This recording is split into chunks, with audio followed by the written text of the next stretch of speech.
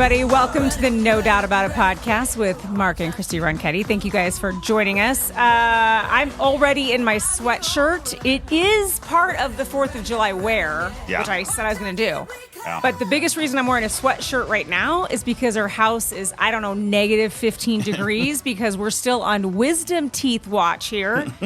Day 4. Not going great, Mark. And the girls are requiring the house to be at sub-zero temperatures. Yeah, it's tough. Ava is struggling, to say the least. Yeah, I feel terrible with the old wisdom. And they were tough to get out, so it was a battle getting them out. Yep. And so we took her back in today. She's doing fine, but it's just a slow go. Mm-hmm. And because of that, obviously she's not punching the show. She is still recovering. Both girls still in recovery mode. Who knew it took this long? Yes. I guess I just forgot my own deal. I thought I was back at it in 2 days, but maybe I'm mistaken. That's true. Time definitely has a way of smoothing things out. Yeah, I was like, it wasn't that big of a deal. It's tough for me for a couple hours. Yeah, I had a shake and then I was fine. Everything was fine. But maybe it wasn't. I don't remember any horror stories from it. But anyway, so we're back doing this together. Yes. I'll be over here freezing and you'll be over there punching the show. So why don't we give everybody a little lay of the land of what we're going to talk about today? We're going to talk first about what happened in New York on Tuesday. Because in a broader sense, I think many of you have heard what happened here, and that is that you had 3 socialist candidates basically endorsed by Zoran Mamdani go in and win congressional primaries, and they will be in the U.S. House. That's a done deal. Those seats are far left seats, but it's scarier than that. It's much worse than that, because when you really look at what's happening in the Democratic Party right now, there was a fight for the soul of the Democratic Party, and it looks like socialists are winning it. And I think it's not good for the country. And I don't think it's good for the Democratic Party. I don't think it's good for the Republican Party. I think there are some Republicans who are jumping up and down saying, oh, it's going to be great. We're going to win every seat. No, I don't think you are. And I think it's going to be a serious concern. So we're going to talk about that. We're going to talk about some of the other things that are happening right now across the state here. We're going to have a new Democratic lieutenant governor candidate. We'll talk about how that's going to happen in the selection process with that. There was an independent that was going to be on the ballot, and he's probably not going to be on the ballot. So we'll talk about that. We'll talk about fusion energy. And of course, we'll talk a little bit more about Mark versus Mountain at the end of the show. Okay, so let's get right to it. Let's talk first what's going on in New York and why you should care, even if you don't live anywhere near New York. Oh, this is unbelievable. And what happened here is something that I think should be terrifying to everybody. So let me just give you a little bit from what Politico said here over the past couple of days about what's happening here, and then we'll talk about why it matters. Pro-Palestinian activist Darliza Avila Chevalier has ousted 5-term House Rep member Adriano Espelot, the chair of the Congressional Hispanic Caucus, and a massive victory for Democratic Socialists of America and, of course, Mayor Zoran Mamdani. The stunning Tuesday night primary win marks another rebuke of the Democratic establishment in New York following Mamdani's mayoral election last year. It also cements the DSA, Mamdani's self-described political home, as one of the city's most potent political forces. And I would argue not just the city, but likely the country and the Democratic Party. That's going to be a stronghold. It's unbelievable. Mamdani's endorsement of Avila Chevalier, 32, proved pivotal as she went up against the incumbent with deep ties to the Democratic Party leadership in his Upper Manhattan district. Avila Chevalier was among the 3 leftist congressional candidates the New York City mayor endorsed, and they prevailed on Tuesday in primaries, solidifying the mayor's status as a big threat to New York's centrist Democrats. And they're not even centrist Democrats. That's not true. They're leftists, and they got beat by socialists. And we'll point that out in just a second. The upsets reflect a political climate in which the Democratic primary voters have become increasingly willing to cast aside longtime incumbents in favor of outsiders who promise change and focus their campaigns on opposition to Israel's war in Gaza. That's being charitable. Really what they're doing is going after Israel and Jews. That's what they're going after. That's the number one priority with a lot of these candidates in the 3 we're going to talk about. It is awful. some of the anti-Semitism that we're seeing right now, which is the core of some of these races. So again, more of that coming in just a second. It remains to be seen whether the embrace of candidates like Avila Chevalier backfires on the Democrats nationally, though Republicans are almost certain to seize on the leftward shift to malign the party as too extreme. Again, I agree that's what Republicans are going to try to do, and we'll see if it happens. Avila Chevalier, whose win was called as early returns, show her leading Espelot by about 5 percentage points, she focused much of the campaign attacking the incumbent for accepting donations from the American Israel Public Affairs Committee throughout his career. AIPAC poured hundreds of thousands of dollars into efforts aimed at blunting Chevalier's rise, but the limited impact of the attacks highlights how pro-Israel forces are struggling to stay relevant in the Democratic primaries. One more thing here. Just a couple things to whet your appetite on the kind of person we're dealing with Ms. Chevalier. In tweets from 2020, 2021, and 2022, she called for abolishing all police, borders. She wants to get rid of borders and deportations. She wants to end deportations, even for people who commit violent crimes. She doesn't want them deported. She wants them to stay here. She called Joe Biden a rapist. While she apologized for some of her past social media posts, she doubled down on others, including saying she continues to believe that all forms of deportation, including of undocumented immigrants convicted of serious crimes like murder, should be banned. Jeez. Okay, let me tell you something, just what you need to know about her. She not only doesn't like people like Donald Trump, clearly, or any Republican, she hates Democrats. I mean, this is somebody who is off the reservation crazy, okay? And that's why this matters. This means something here. So I want to show you a graphic here, and you can kind of walk us through this graphic. But what it really shows is that what we're talking about here is her victory was against somebody in Representative Espelot who is not a centrist. He's not a centrist. He's a far leftist. I mean, he's a former undocumented immigrant. He was elected to Congress, okay? He's a longtime advocate for expanded immigration protections and a pathway to citizenship. He's very progressive on health care. He wants single-payer health care. He's a strong supporter of abortion, supported same-sex marriage, introduced legislation to abolish the federal death penalty. I mean, this guy is a leftist of leftists, but it doesn't matter. It's unbelievable. He's part of the Democratic leadership. He was part of the House Appropriations Committee. He was the head of the Congressional Hispanic Caucus. I mean, this is not somebody who is sort of this, kind of squishy Democrat. No. He's not at all. But then you go over and look at what she's doing. Her. Yeah. She's about abolishing ICE, anti-Israel activists. So she supports ending U.S. military aid to Israel, and organized pro-Palestinian activism and criticized Democratic support for Israel. Yep. She's a campus activist. She helped organize Columbia University's pro-Palestinian activism and was a prominent figure in the campus protest movement.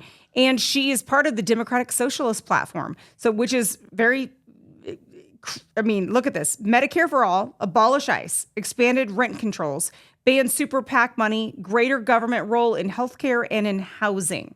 Yeah, I mean, this is... And if you go to this next one, go to your next graph really fast. Yeah, look at there this. You go. Yeah. It really even goes beyond that. Her social media post, which you've already talked about. Yeah, no. Go ahead and read the first one under the social media post. Yeah, she's calling America an effing disgrace, but she said it out. Yep. She calls in her tweets for abolishing police. Right. And she supports a world without borders. Unreal.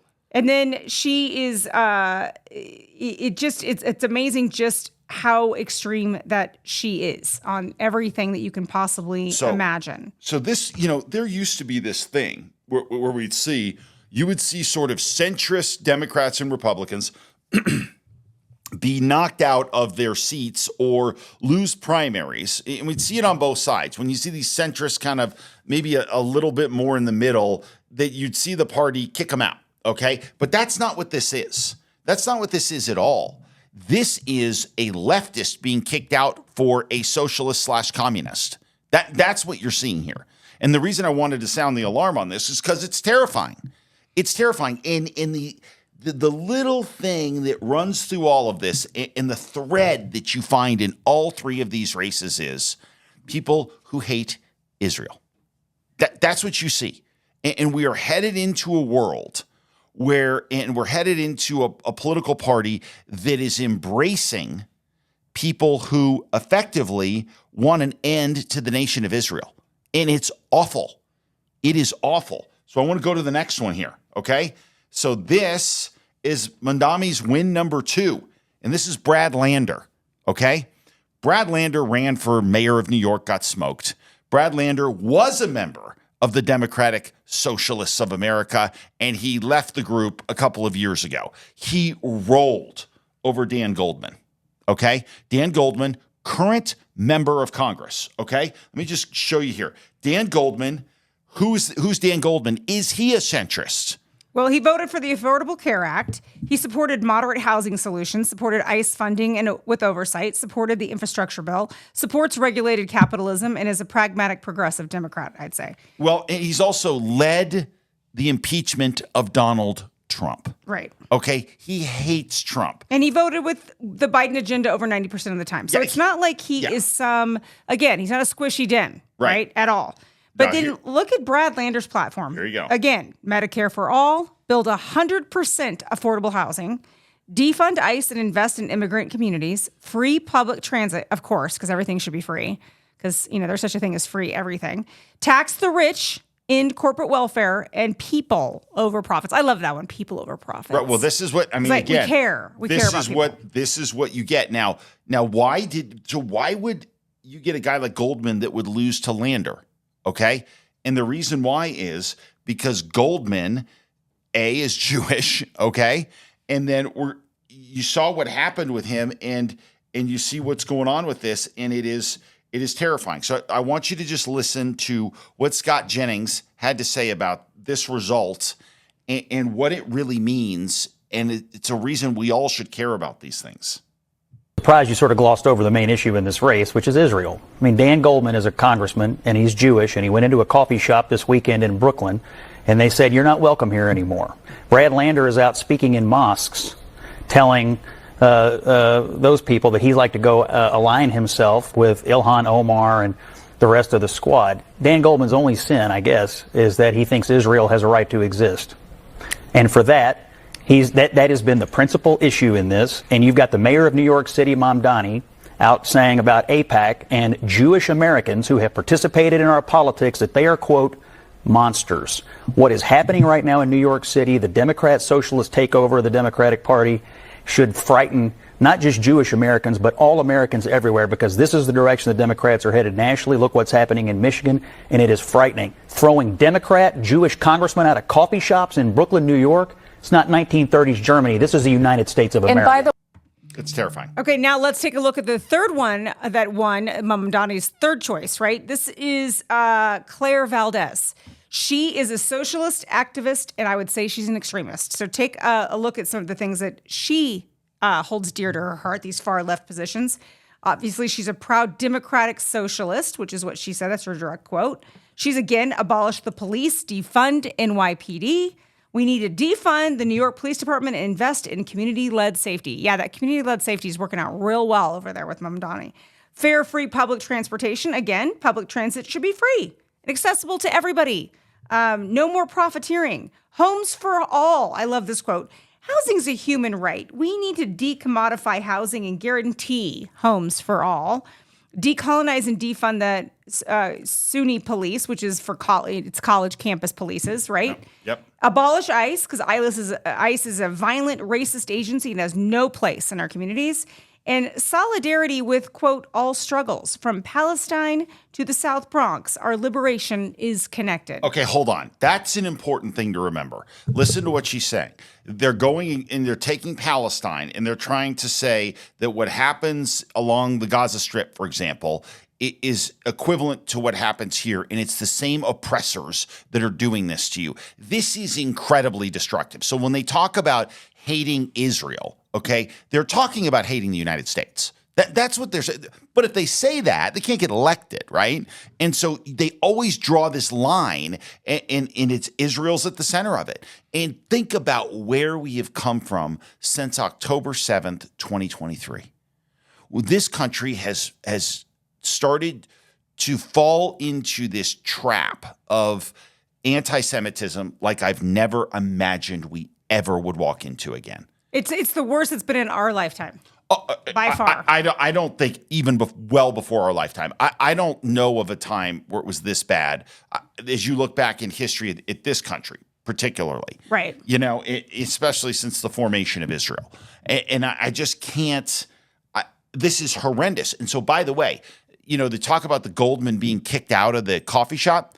Mamdani did nothing about that, said nothing about it. These guys all wink and nod to these things as we march toward more widespread anti-Semitism. And it's absolutely terrifying. And it is not something that's good for the country. It's not good for Republicans. I think if you think to yourself, let's play a little quick thought experiment before we get back to this, and I'll let you answer it, okay? If you're a Democrat and I give you the choice to vote for Zohran Mamdani or Donald Trump, who do you think the Democrats are going to vote for? Well, they're absolutely not going to vote for Trump or anybody that they would put in the Trump sphere. Right. So it's going to be a socialist. It's actually going to be a socialist or communist for sure before they would vote for Trump or anybody aligned with Trump. So now you start to realize the more and more of these candidates that pop up and the more power that they seem to have. Now, are they the whole Democratic Party? I don't think they are yet. But they're slowly bleeding in. I mean, they really are. And it's not just in New York. So let's take a listen to this one because there's an Islamic socialist that's running for Senate in Michigan. So take a listen to what Scott Jennings has to say about this. The socialists win. I agree with. They're going to feel like they have the wind at their back. You're going to see Mamdani-inspired candidacies across the country. You already are. Michigan is a great example. There's a Senate primary going on there, and I think Abdul El-Sayed is ahead in that. He has a great chance to win. He's exactly like these socialist candidates in New York City. It's not just confined to a few districts here. It is spreading already, and if they win, you're going to see this inspiration for these kinds of candidacies across the country. The implications for the Democratic Party out there for 2028 are vast. Well, but it's absolutely true, and it's going into a bunch of different places. And so now, where it used to be the centrists getting booted, it's the lefties getting booted for the communists. It's unbelievable. That's where this is at. Okay, so should this be a surprise? It shouldn't. And in fact, we've seen Harry Enton talk about this before, and I want you to just listen to a little clip of him on CNN talking about some of the numbers in the Democratic Party and the fact that if you think that this is just a little fringe group that's not going to be successful in taking over the Democratic Party, you got another thing coming. How do Democrats today view socialism compared to capitalism? There's a reason why it didn't hurt him, and that is simply because this is one of the biggest political changes I've seen during my lifetime.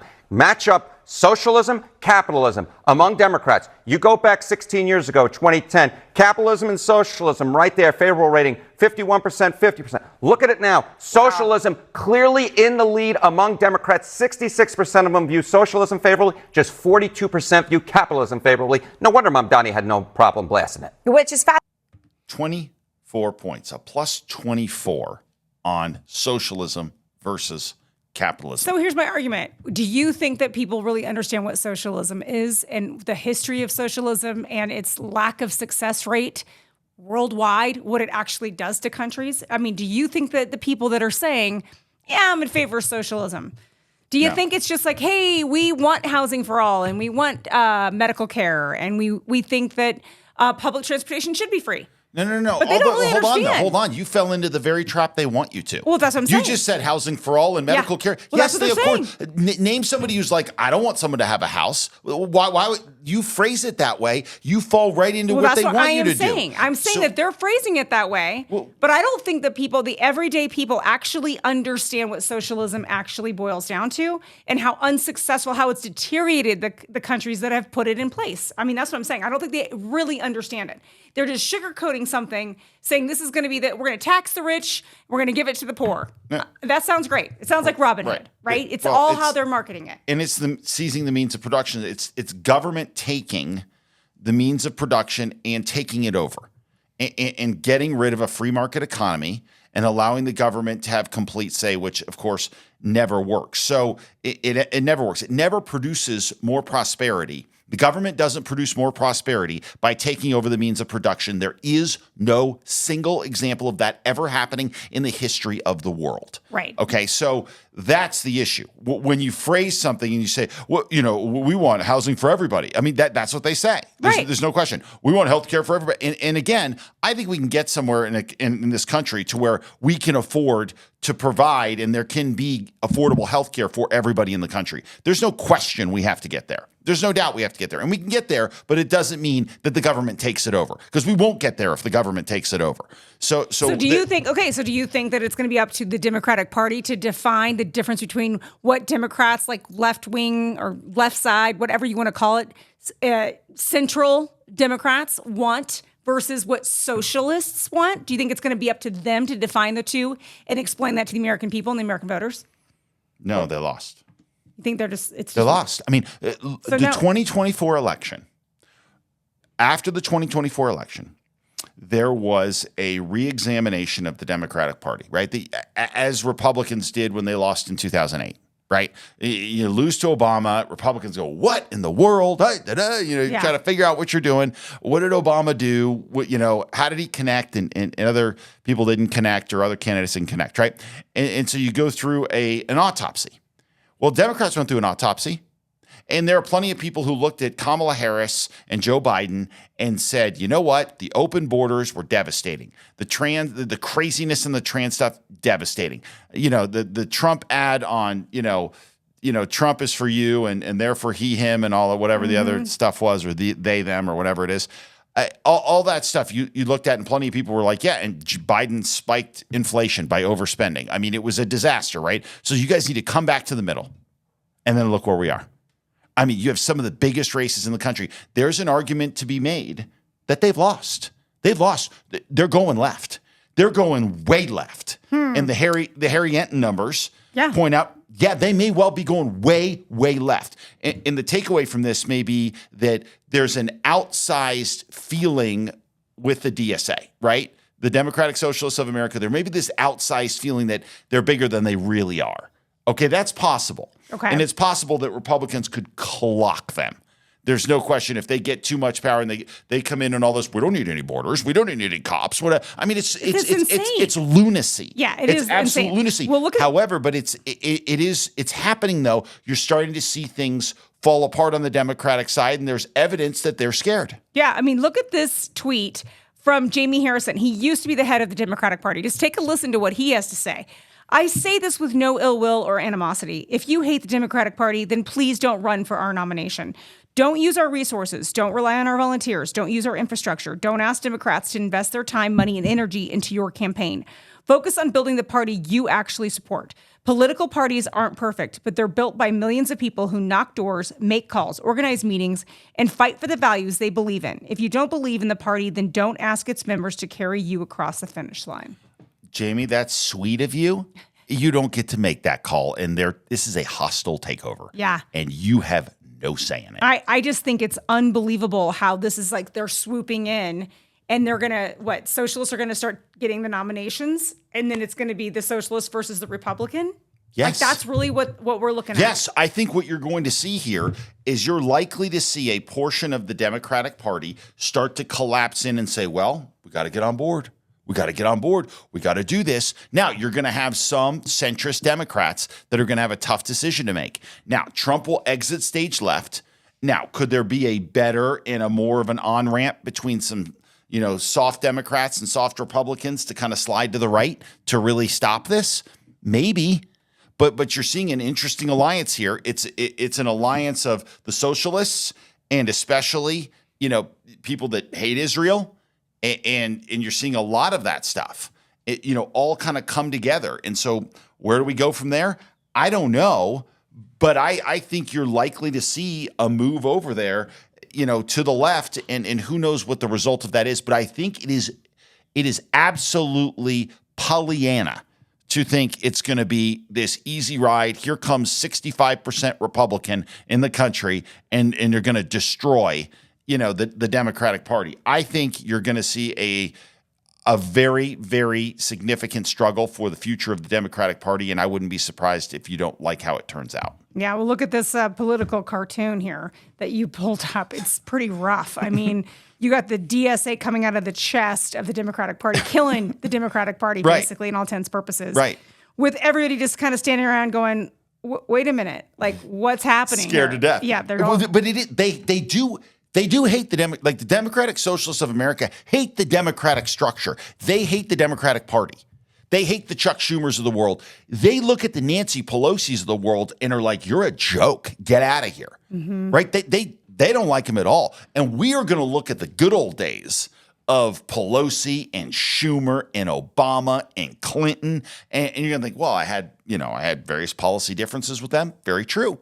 Very true. But I would argue we would be closer politically to Bill Clinton in the Republican Party than what the Democrats are turning into with the DSA. Oh, I've said that for a long time. If Clinton was talking today, I mean, you even look at old clips of Clinton, and I'm like, that sounds very like he's almost a Republican, not a conservative Republican, but more of a centralized, like a more moderate Republican.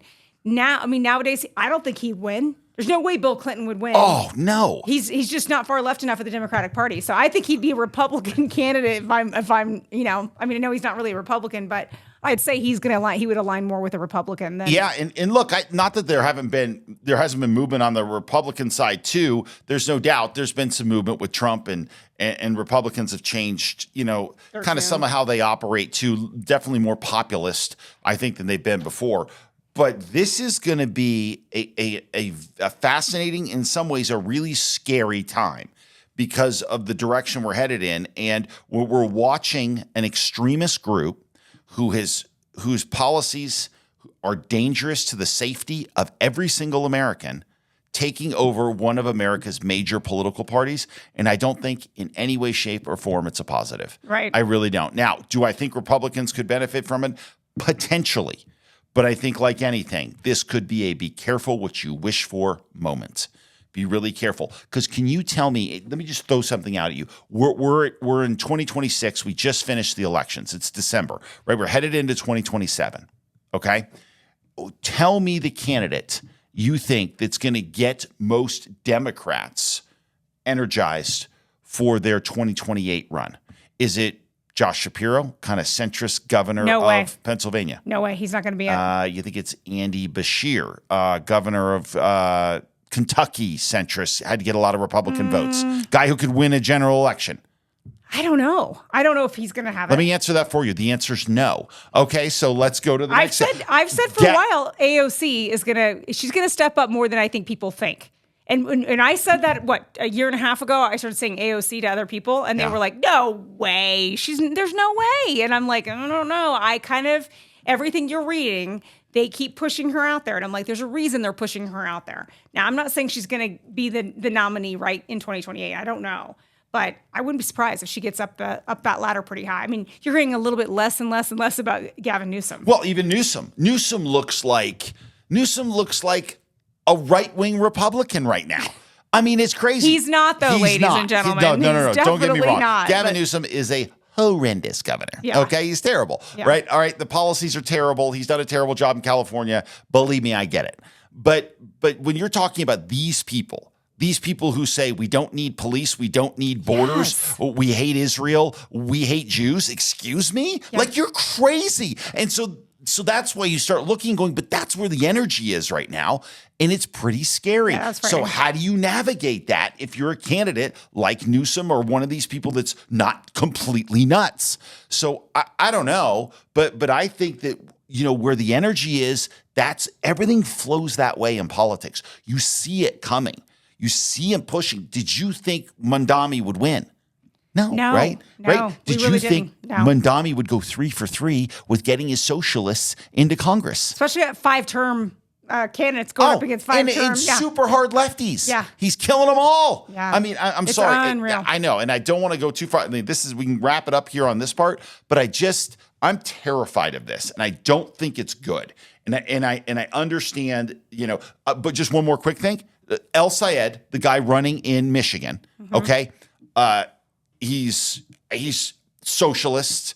and a nightmare. Okay. Graham Plattner, the guy in Maine, look, he's got a list of problems a mile long. I think he's got a good shot to win. Yes. He's got a real shot to win over a moderate senator in Susan Collins, who goes both ways, who really votes with both parties, to the irritation of a lot of Republicans, right? But he does. And I think there's a better than even chance that Plattner wins. Wow. And El Sayed easily could win. Now, hopefully neither one will. I don't know for sure. But when you look at that stuff, you should be terrified. With the momentum that's coming in. Yep. Okay, so we just wanted to bring you up to speed on a small story. I mean, it could be a bigger story. I think it will be. But it's things that sometimes you don't actually hear in the news or you don't find out right away about. But I thought this was interesting. I wanted to make sure we at least told you guys a little bit about it. As many of you guys know, we've reported on this before. New Mexico has not turned over their voter registration data to the feds, right? The federal government said, hey, everybody send in who's registered to vote by mail-in ballot in your state. New Mexico said, nope. No, do not comply. We're not going to send this information in. Well, today or earlier this week during a Senate hearing, the USPS postmasters, thank you, Steiner testified. And basically during the Senate hearing, Steiner confirmed the agency would refuse mail-in ballots from states not providing absentee voter lists as required by a proposed rule tied to a Trump executive order that I believe came out in March. The rule calls for states to submit voter lists and barcodes at least 30 days prior to an election before mailing to enable tracking, drawing from existing USPS election guidelines. Democrats, including 37 senators, condemned it as unconstitutional overreach and voter suppression, while lawsuits from some of these states and groups advanced in court amid these 2026 midterms. Now, what does this look like? What does this mean? So here you have Steiner, Postmaster Steiner, before a Senate hearing, giving his testimony. And I just wanted to show this little clip because, how many of us are all sitting around watching C-SPAN on the daily, right? But I saw this one. Now he's going up against Senator Peters, who's a Democrat from Michigan. And take a listen to just this back and forth a little bit.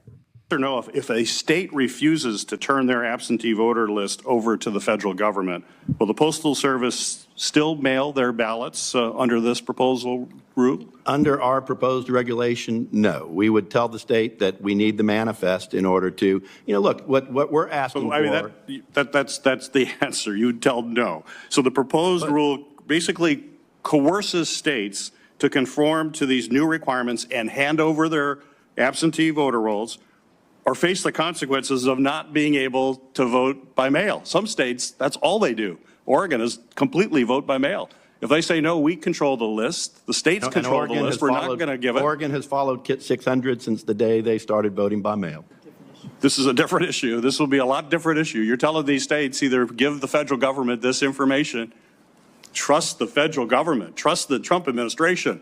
We'll take good care of these. And if you don't do it, you can't mail absentee ballots. You're going to make a decision that people cannot vote by mail. That's unacceptable. Well, Thank you, Mr. Chairman. all that does, Senator, is make sure that we match the ballots that a state believes they're sending out to what actually gets sent out, right? And so, okay, so obviously this ties into what Trump is trying to do with the election integrity. It's interesting to see, Postmaster get up there and say, hey, listen, if we don't have those voter registration, absentee voter lists, as the United States Postal Service, we will not deliver those ballots. It's going to be an interesting thing to see how this plays out. Some states are already filing lawsuits. Yeah. It will be interesting. Oh, I think there will be massive lawsuits over this. Yeah. No question. For sure. So we'll see where it ends up. I just wanted to keep people aware of the latest on that. So, okay, another big story today is, Deb Haaland saying that she wants a say in who her lieutenant governor is, and that's becoming quite a controversy, it appears. So basically, it says here, this is from this came out of the Journal today. Democratic gubernatorial nominee Deb Haaland is taking a hands-on approach to selecting a new running mate. Less than a week after Lieutenant Governor nominee Maggie Louise Oliver announced she would suspend her campaign due to health issues, Haaland told Democratic Party of New Mexico State Central Committee members that she plans to interview potential replacements for the November general election. Haaland also says she plans to send candidates for the post a questionnaire and issue an endorsement before party insiders make a final selection. Quote, if my role as the Democratic nominee for governor, In my role as a Democratic nominee for governor and with a deep concern for the direction of New Mexico, I also carry a responsibility to ensure we have the best candidate who will help accomplish our shared vision to lower costs for families, increase access to health care, improve education, and make communities safer, Haaland told committee members in a letter. So who's going to be running in this? Well, several Democrats have expressed interest in the lieutenant governor's post since Louise Oliver's abrupt announcement last week. The list of potential candidates includes State Senator Harold Pope Jr. of Albuquerque, who lost to Louise Oliver in this month's primary election. It also includes State Senator Leo Jaramillo of Espanola and outgoing State Land Commissioner Stephanie Garcia Richard. Now, the Republican State Party, not super happy about all this. It says the State Republican Party has been critical of the planned process for replacing to Louise Oliver on this fall's ballot, likening it to the process the Democratic Party used in 2024 to have Kamala Harris run for president as its nominee in place of Joe Biden. So, and then this tweet came down just right before we put the show together. This comes in from Daniel Chacon. It's official. Outgoing State Land Commissioner Stephanie Garcia Richard will seek to fill the lieutenant governor's vacancy on the Democratic ticket and run alongside gubernatorial nominee Deb Haaland in November. She says she's ready. So now I thought this was kind of interesting because I was like, okay, so obviously the Republican Party's upset by this. So they're tweeting out stuff about it, right? So I was like, I'm just interested. How do other states pick their lieutenant governor? Okay, so I just did a little deep dive on this, and I wanted to share this because I think it's interesting information. Basically, there's 17 states that do separate elections for your governor and your lieutenant governor, both in the primary and the general. And that means in the 17 states, you could have a Democratic governor and a Republican lieutenant governor. Ironically enough, that is who could win on those ballots. Now, there's 8 states where the governor actually picks their running mate for lieutenant governor after the primary. So like this would be like Mark wins the primary, right? Then he'd go out and pick a running mate after the primary. There's 8 states that do that. I thought it was interesting. I wanted to know what 8 states those were. It's Alaska, Colorado, Florida, Kentucky, Montana, Nebraska, New Jersey, and South Carolina. I thought that was kind of interesting. Now, there is 8 states that the teams run together in the primary. So it's a joint ticket in the primary. So you pick your mate before you announce in the primary, and you run as a joint ticket. And then here in New Mexico, there's 6 states that are like us, right? There's 5 other states that are just like separate primaries. So that means your lieutenant governor obviously runs separately than you. And then you become a general joint ticket. Whoever gets the most votes in those primaries, they come together. That's how it is here in New Mexico. And then there's 4 states that you're chosen by party convention to be the lieutenant governor. And if you're asking yourself, well, this doesn't all add up to 50 states, you're right. There are some states that don't have a lieutenant governor at all. Okay, there we go. That's a little history on how do states choose a lieutenant governor. And I think a couple things. I can understand why the Republican Party is pushing back on Haaland, because I think the Democrats have a reputation for just deciding who gets to go into elections. I think that's a well-earned reputation. But I got to say, if I were Deb Haaland, I'd be doing the same thing. I'd be doing the exact same thing. I just thought it was interesting. I would go in and be like, listen, here's who I'd like to see. I would be talking to people, and I would be trying to convince someone to throw their name in the hat. And then I would want to go to the state central committee and say, hey, I like this person. I can understand why you'd want to do it. But I also want to say this about it, the lieutenant governor and running as a lieutenant governor in a governor's election. As far as the election goes, they don't matter. They don't matter. Okay, they're not going to matter. I don't care if, Jesus himself comes down and runs his lieutenant. Well, that's a big deal. You're right. Maybe that's a little strong. That's a little strong. That's a little strong. Yeah. But you get my point that it's not going to matter in the election. Yeah. When it does matter, though, is once you win, then a good lieutenant governor can be really valuable and helpful. There's no question about it, especially if you have a good relationship with the governor and you work together and you view things as a partnership in the respect that the lieutenant governor never has, lieutenant governor, they can't get too big for their britches. Okay. Like, nobody's, lining up to see the lieutenant governor. But at the same time, if you have a lieutenant governor who realizes they can be a really good workhorse and a supporter of the governor, it can be very valuable. It can be helpful. Yeah. Okay. And so that's where I think this is. Yeah. I do think it's interesting that you would want to be somewhat unified. I mean, I know it's not the same as president and vice president by any stretch, but it is kind of interesting that you want to have at least a running mate that you guys agree on same issues. You're really kind of more aligned on like what priorities are for the state.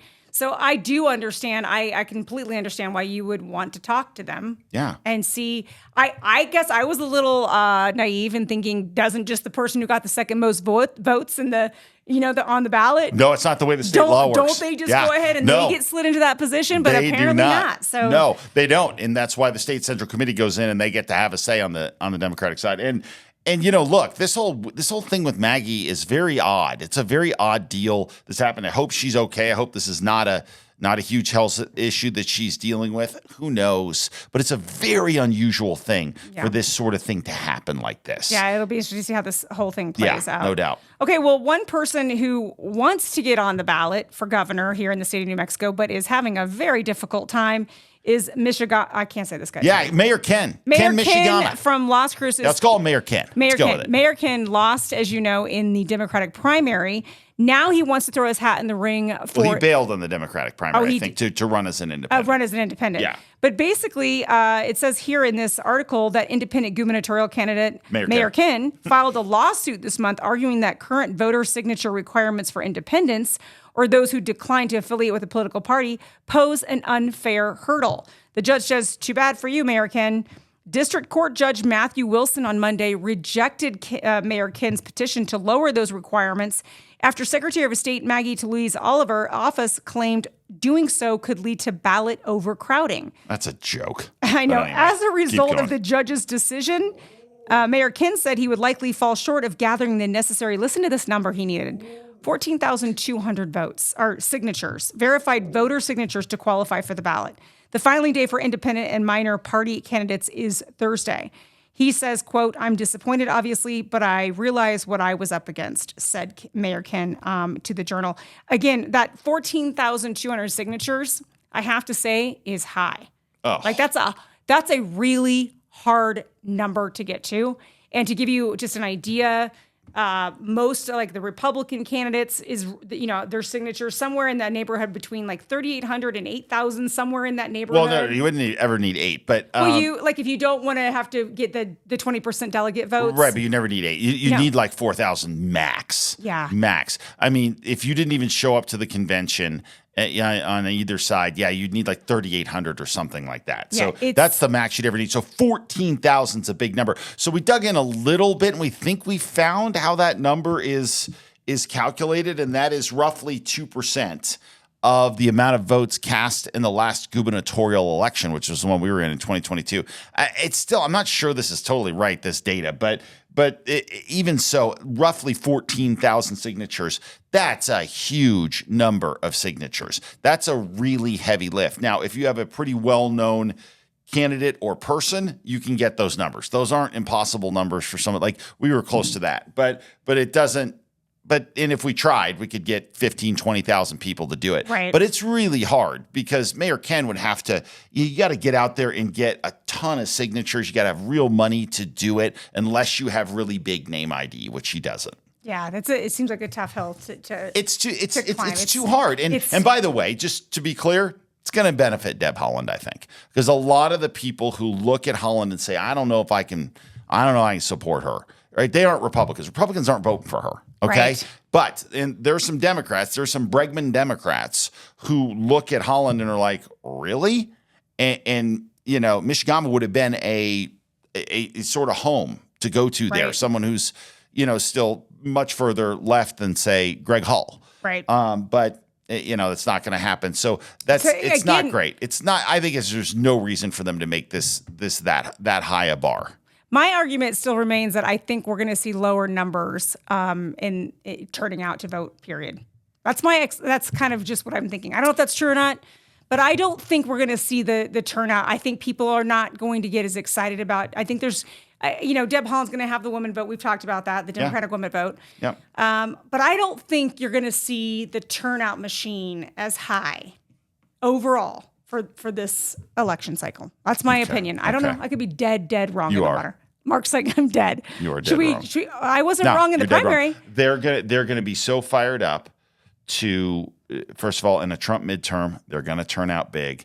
I think I'm telling you right now, these they're not gonna be, they're not gonna be presidential level by any stretch. No, I know that. And but we it's all know gonna be. that. I'll put it to you this way: there'll be more voters in this election than there will be when we ran. You want to make a think bet so? on it? Yeah, you bet, because I think you're wrong. Oh, really? I do. I think you're wrong. I don't think we're going to see the same numbers that we saw in 2022. Total Total number turnout. Okay. Well, all right. What are we betting? Well, we'll have to think about that because Yeah. I'm going to make this count because I won who won the primary. You did. And I didn't get any prizes for that. Good point. You're not doing more dishes than me or anything like that so Yes, far. I haven't claimed. I am actually doing more dishes, but I always do more dishes than you. Oh, please. Okay. So, all right, let's get on the fusion train again. This is something you are a big believer of. Let's talk a little bit about the latest in this. Yes. So the Journal did an article recently talking about New Mexico in a position to be sort of the home for fusion energy in the country, providing incentives to bring fusion companies here. We should do it. We absolutely should do it. We've talked about this before. We are in a place in this country where the old environmentalist canard of you can shut down oil and gas and just do solar and wind, we'll be fine. That's a joke. We all know it's a joke now. With AI, it's not possible. With data centers, it's not possible. Okay, every single shred of energy you can get your hand on, you have to do it. And we are great with oil and gas. It has provided this state with incredible riches, a massive, massive sovereign wealth fund, which is critical, okay? We need to bring in fusion. I think that is the next step here. Now, are there going to be missteps along the way with fusion? Yes, there are. Are there going to be companies that we're going to flush millions of dollars into in incentives and they're going to come here and fail? Yes, that's possible. And I know people think back to Solyndra and the, all the issues that surrounded that in the solar industry and everything else. I get it. But you have to, each situation is different. You have to understand that we have real issues with energy and we have to have fission and we have to have fusion. Fission we've got now and we need to expand it. That's the nuclear power we have now. Fusion is what powers the sun. It is still in the experimental stages, but it has much more potential. There is no nuclear meltdown with fusion. It doesn't happen, okay? There is no nuclear waste with fusion. It doesn't happen, okay? But there's a lot that still has to be done. We're not there yet, but I think the state is smart to be on the front edge of this. We got to do it right, but don't keep whacking the state of New Mexico just because people are saying, they talk about the film industry and things like that. Heck, we couldn't do our show without the film industry in this state and without the incentives in this state. And we employ 150 people through the show that we do, right? And the state benefits from that. And the state also helps us with that. And there are good things that can be done. And I think this is one of them. And this article is interesting. It says New Mexico must keep evolving incentives to attract fusion companies. Officials on Wednesday made their pitch at the Fusion Industry Association Supply Chain Trade Show.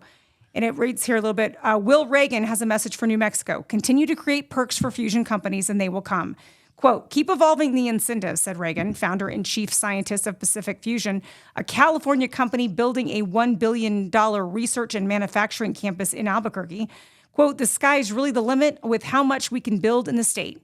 Reagan was among a group of New Mexico scientists, university officials, and economic development leaders who sat on a panel Wednesday at the Fusion Industry Association's first ever supply chain trade show held at Buffalo Thunder Resort and Casino to make the case that the state is uniquely positioned to become a hub for fusion energy. Kathleen McDonald, a business development program manager at Los Alamos National Laboratory, said public-private partnerships in fusion are moving at a pace she hasn't seen in her career, and that state support helps amplify federal dollars pouring into the industry. Quote, the door is open for anybody, McDonald said. We're not in the business of picking winners. New Mexico's sovereign wealth fund has ballooned to $74 billion thanks to the shale boom.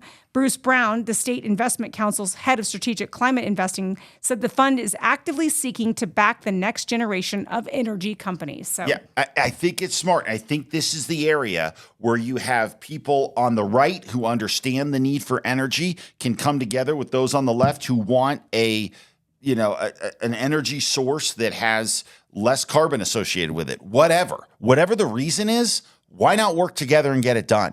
Why not make New Mexico not only the oil and gas king of this country, but the fusion king? Do it. And I know there are things we're going to step in. I know that. But you can't let that be the reason that you don't do something. And there are plenty of reasons along the way that things haven't worked out. I get all that. And you need to make sure that we're smart in the way we invest people's money in this state, because people work very hard for the money they have, and the state of New Mexico is unbelievably wealthy given the people of this state. So I don't think we do nearly enough to enrich our own people. Okay, I got a problem with that. There's no question. We put too much of a tax burden on the shoulders of hardworking New Mexicans who can barely get to the end of the month. I can't stand that. But this is something we need to be forward-facing and looking at and realizing that we can be on the cutting edge of this, and we've got to work to do it here. And I think it's one of those I talk about fusion all the time. I know. I was like, this is like the campaign trail all over again. Well, I heard so many stories about fusion and water. Well, there's small modular nuclear reactors. There we go. We've got water. We've got desalinization. Our friend Greg Zanetti, who loved the desalinization talk, he was right about that. Yes. And so he still is. Yeah. And so I just think these are things that we can work together on. I really do. I love issues like this because we need to be forward thinking, and don't be the person who always says, no, New Mexico is so backward with business and blah, blah, blah, blah, blah. And then you get mad when the state of New Mexico tries to stand up and say, wait a second. Now, it doesn't always mean scratching, checks that are massive. Okay. That doesn't, you don't want to scratch a, $500 million check necessarily, but there are things you can put in place, and we should, that will absolutely incentivize those companies to come to the state of New Mexico. It's big. Okay. So today is Thursday, and our next episode of Mark vs. the Mountain is out today because a new episode drops every Thursday. If you still haven't figured out how to watch the show, I'm going to give you a small tip. You just go to Amazon Prime Video, you put in the word Mark vs. the Mountain, our show pops right up, and you can order PureFlix from there for just 99 cents for the first 2 months you sign up through Amazon Prime Video. So you can watch our entire series for just $2. And if you have been watching, we appreciate your support. Please feel free and give us any comments you have. And I don't remember what exactly happens on this episode. I will say this episode, which is going to show up as the 4th episode, right? I think so. The network did the first one, and then this is our 3rd one. This thing, it starts to ramp up here. I really like where we start to go from here, because just a little behind the scenes. The production, the first couple episodes, it was tough for us to get our footing, find the right crews doing what we needed to do. And you'll start to see that gets smoothed out in this episode forward. And it's fun. It's a lot of fun to watch and do. And we were just looking at the 5th episode that's going to come up in a few weeks. We've added a cool segment to that. And so it's fun. It's a fun show, and we think you'll really like it. So please continue to tune in for that. You can go to pureflix.com too if you just want to sign up directly and support more faith-based programming. You can directly fund that through PureFlix as well if you'd like to. Thanks, you guys, for spending some time with us. We wanted to say a happy early birthday to Greg Hull. He is having a big birthday fundraising efforts on Monday. And so if you want to give him a little birthday bonus and support his efforts running for governor, wish him a happy birthday and maybe send him a little check his way. Give him a little support. We appreciate you spending some time with us. We hope you have a great One thing. When are we don't ask me that. I know what you're going to ask me. I don't know. We don't know. We don't know. We don't know exactly, because some of our wisdom teeth plans are up in the air right now. Okay. So we have some college tours set up. Yep. But we've got wisdom teeth injury. And so a lot of our plans are in flux. I promise you, if you sign up on nodoubtaboutitpodcast.com for our emails, you'll get an email with our latest show. My guess is you'll see a new show coming out from us next Wednesday. So not Sunday. We won't have a show this Sunday, but next Wednesday we will. In the meantime, catch up with our Mark vs. the Mountain show. Tune into that. Catch up with any episodes that you've missed here. We appreciate all your support. If you feel like making a donation to our show, go to nodoubtaboutitpodcast.com and you can donate directly from there. Thanks, you guys. Have a great rest of your week. God bless you, your family, and America. You've been listening to the No Doubt About It podcast. We hope you've enjoyed the show. We know we had a blast. Make sure to like, rate, and review.